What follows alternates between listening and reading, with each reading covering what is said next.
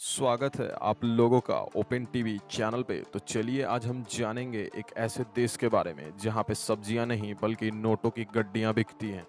क्या आप जानते हैं इस बड़े से दुनिया में एक ऐसा कंट्री है जहाँ पर पैसों का बाजार लगता है। जी हाँ, आपने बिल्कुल सही सुना है, पैसों का बाजार लगता है। हम लोग के कंट्री में जैसे सब्जियों का बाजार लगता है वैसे ही सोमालीलैंड देश में पैसों का बाजार लगता है। रोड पर बड़े बड़े नोटों की गड्डियां रखी रहती हैं बेचने के लिए।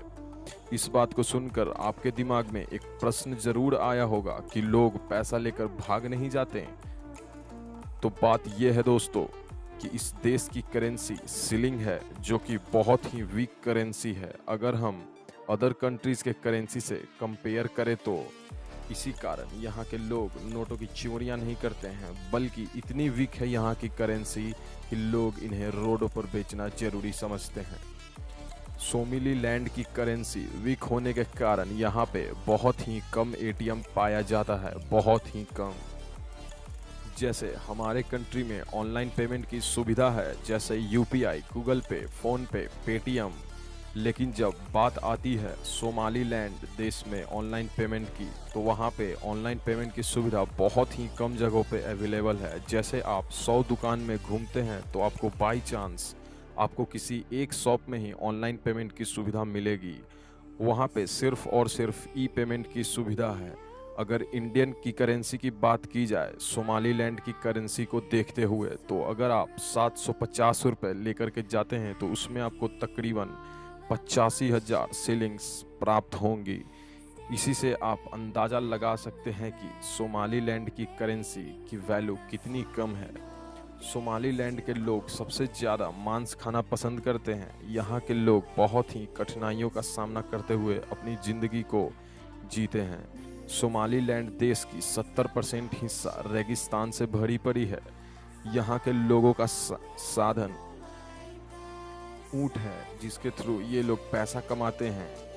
बताया जाता है कि ऊँट की जनसंख्या कम होने के कारण लोग आपस में ही लड़ लेते हैं, क्योंकि ऊँट ही इनकी रोजी रोटी है। वहाँ के लोग जब मार्केटिंग करने के लिए जाते हैं तो उन्हें एक ठेले सीलिंग्स लेकर जानी पड़ती है। अगर किसी को ज्वेलरी पसंद आ जाए तो वो उसे खरीदने के लिए कंटेनर भर के सीलिंग्स लेकर के जाते हैं। आप इसी से अंदाज़ा लगा सकते हैं कि वहाँ की नोटों की वैल्यू कितनी ज़्यादा कम है। और यहाँ पर सबसे ज़्यादा एक पहिए का ठेला चलते हुए आपको दिखेगा।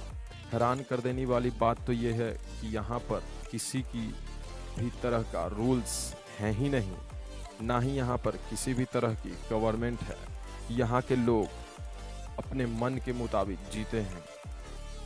अगर आपकी लड़ाई भी हो जाती है किसी से तो आपको वहाँ पर रोकने वाला कोई नहीं होगा, ना कोई बोलने वाला, यहाँ तक कि पुलिस भी नहीं। जब कोई गवर्नमेंट ही नहीं है तो पुलिस कैसे होंगी।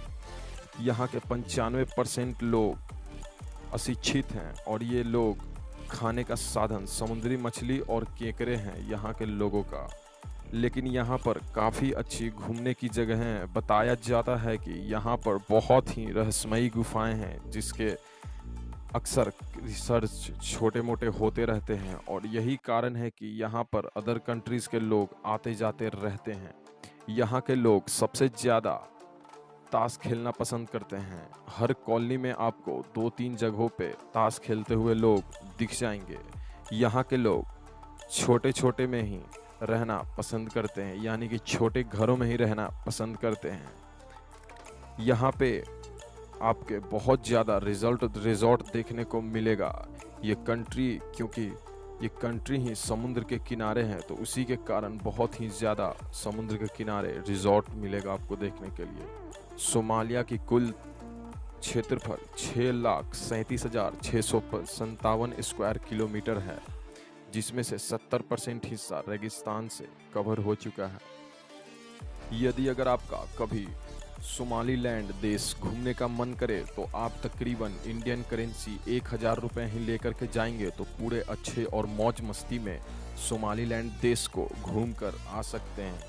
तो सोमालिया के बारे में ये आपको जानकारी कैसे लगी, कमेंट सेक्शन में ज़रूर लिखेगा। और चैनल को दोस्तों ज़रूर से सब्सक्राइब कर लीजिएगा, क्योंकि बहुत लोग सब्सक्राइब नहीं करते हैं, तो आशा है उन लोग से इस बार सब्सक्राइब ज़रूर कर लेंगे। तो मिलते हैं दोस्तों नेक्स्ट वीडियो में, तब तक के लिए जय हिंद, जय भारत।